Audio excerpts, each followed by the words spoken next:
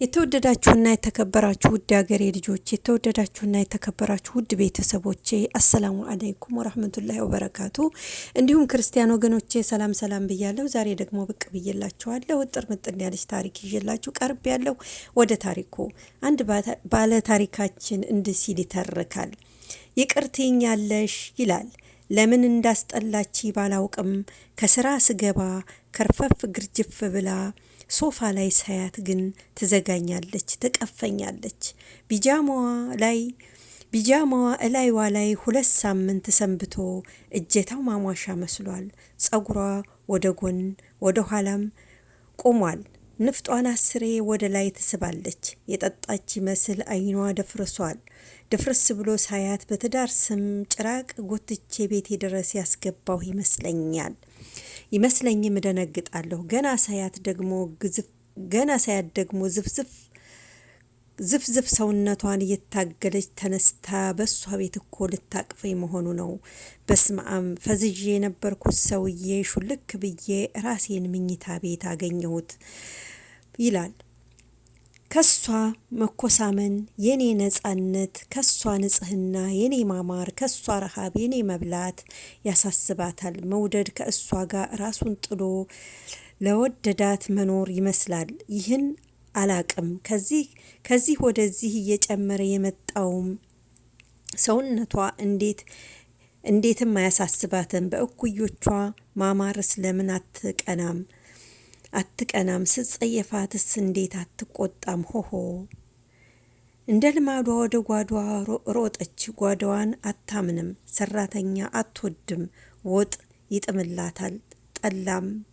ጠላም ውስኪ ያስንቃል። ጠላዋ ጓዳ ውላ ብታድር አይከፋትም። እንዲህ ለብሳ እንኳ ላቅፋት የተጠየፍኳት ዝርክርክ ምንም ብታቀርብልኝ ጥሞኝ እበላለሁ። ነገር ግን ይገርመኛል።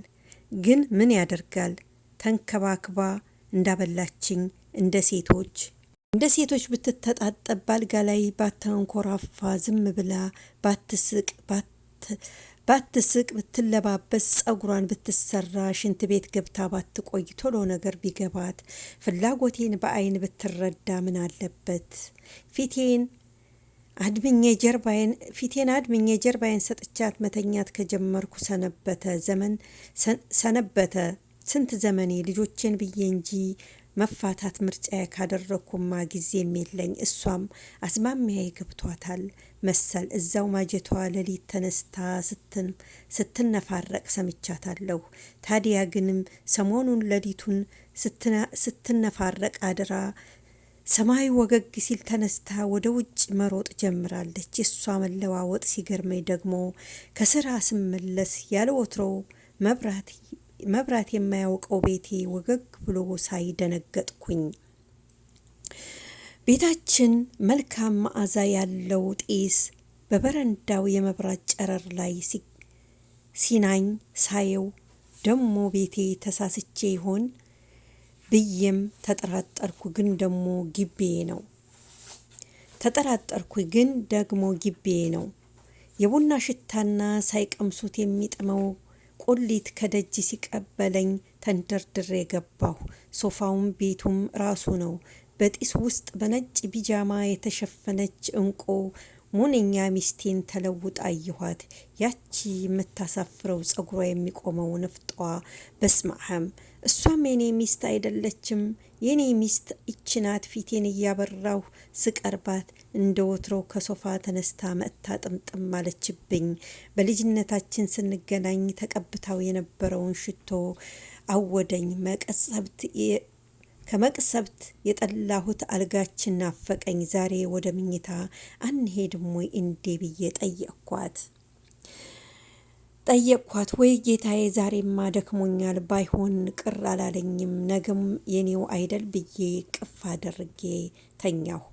አስመሳይ የሆንኩ ቢመስለኝም የውስጤን ሳልደብቅ ስሜቴን መግለጤን አልተውኩም። ወድጀዋለሁ። ግን ደግሞ መውደዴን ፍርሃቴን ከቀን ቀን እየጨመረ ሲመጣ ይታወቀኛል።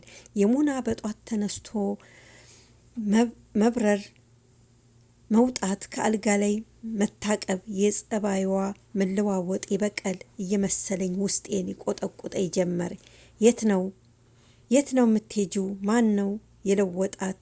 ምን አግኝታ ነው? ሰውነቷ በአጭር ጊዜ እንዴት ቀነሰ? ስልኳ ላይ የምታጠፋው ምን ብትጀምር ነው እያልኩኝ ያንገበግበኝ ጀመር። አልነግራን ነገር ውስጤ ይረበሻል፣ ውስጤ ይጨነቃል። ሙናዬ በጣም ቆንጆ፣ በጣም ምርጥ፣ የመጀመሪያ ጊዜ ሳገኛት የነበራት ውበት የነበራት ማማር፣ የጸጉሯ፣ የሰውነቷ በጣም እያማረችና ቆንጆ እየሆነች ስትሄድ ፈራሁኝ። ሙና ልትበቀለኝ ይሆን እያልኩኝ አሁንም ደግሜ ራሴን ወቅስ ጀመር። ያቺ መጀመሪያ ሳገኛት ውብ የሆነችው ሚስቴ አሁን ደግሞ ተቀየረች ብዬ እንደዚህ ተለዋውጭባት፣ አሁን ደግሞ እሷ የምታምር ቆንጅዬ መስላ ሳያት እሷን መቅረብ እሷን መናገር እኔ ራሴ እፍረት እየመሰለኝ ራሴን ወቅሰው ጀመር። ራሴን ውስጤን ያንገበግበኝ ጀመር። ምን ልበለው ለውስጤ? እባክህን ለምን ተውካት? አሁን ደግሞ ያማረች ጊዜ ለምን ቀረብካት ልበለው? እረ ልታገስ፣ እረ ምን ልሆን እያልኩኝ ራሴን ያንገበግበኝ ጀመር። ሁኔታው መብለጥ መውደቄን እያረጋገጥኩኝ እንዲህ ሲገባኝ በጠዋት ተሽቀርቅራ እንደ ልማዷ ስትወጣ ጠብቄ ተከተልኳት። ሙናዬ እንደ ልማዷ ተሽቀርቅራ ስትወጣ ጠብቄ ተከተልኳት። በራችን ላይ አንዲት ሲሊቨር ቬንቲስ ቆማ እየጠበቀቻ ኑሮ ተጣድፋ መኪናዋ ስትበር በራችን ላይ ባዶ እግሬን መቆሜን ታወቀኝ። ሩጣ ገባች ወደ መኪናዋ። እኔ ግን እስካሁን ጥያቄ ሆኖብኛል። ሙናዬ ወደየት እየሄደች ነው? ሙናዬ ከማን ጋር ነው የዋለችው?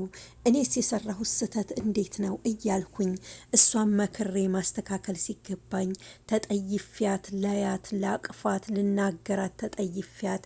አሁን ግን ራሷን ስታሽቀረቅር እኔ ማነኝ እያልኩ እየተጨነቅኩ ነው። መላበሉኝ ይላል ባለ ታሪካችን። ውድ ሀገሬ ልጆች ስለተከታተላችሁ ከልብ አመሰግናለሁ። በያላችሁበት ሰላማችሁ ይብዛልኝ።